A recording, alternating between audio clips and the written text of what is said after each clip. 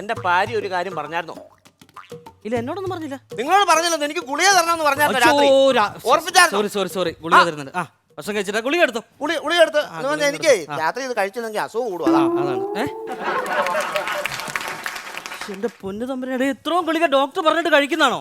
ഇത് 2 എണ്ണം ഡോക്ടർ പറഞ്ഞ, ബാക്കിയല്ല ഞാൻ TV പരസ്യം കണ്ടു മേടിച്ച. അതിനകത്ത് ഒരു കൊച്ചു ഗുളിയുണ്ട്. കൊച്ചു ഗുളിക വട്ടത്തിലുള്ള ഒരു കൊച്ചു ഗുളിയുണ്ട്. അത് ഇതിനകത്തുനിന്ന് ഞാൻ ഏതാ കൊച്ചു ഗുളിയാന്ന് പറഞ്ഞ് തപ്പി എടുക്കുന്നത്? ചെറിയ ഗുളിയുണ്ട് വട്ടത്തിലുള്ള, അത് മുറിച്ച് പകുതി തരണം. ഇതെന്നാ വല്ല വിഷമാണോ? ഒരു ചെറിയ ഗുളിയ. കിട്ടി. അത് പകുതി മുറിച്ച് തരണം. പകുതി മുറിച്ചാ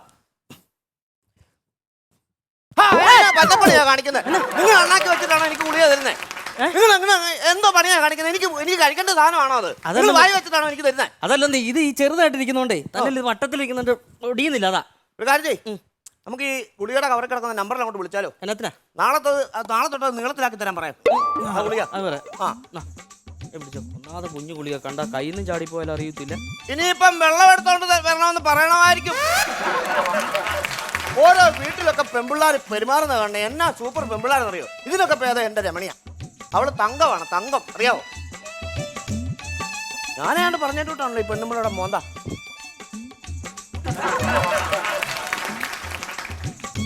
ഇതെന്നാ സാറേ ഇതിൻ്റെ കൂടെ എങ്ങനെ കൊടുക്കും സാറേ? അപ്പൊ ശരി, ഞാൻ പറഞ്ഞ പോലെ എന്നാ ഇരുന്നോ, ഞാനെന്നാ കിടന്നോട്ടെ. സാറേ ഒരു കുഴപ്പമില്ല കേട്ടോ. ശരി ആയിക്കോട്ടെ. ഓക്കെ. ശരി, ഗുഡ് നൈറ്റ്. അപ്പൊ ബുദ്ധിമുട്ടൊന്നും ഇല്ലല്ലോ? ഇല്ലില്ല, കുഴപ്പമില്ല. സാറിന് ഞാൻ പറഞ്ഞേക്കാം. ശരി ശരി, ആയിക്കോട്ടെ.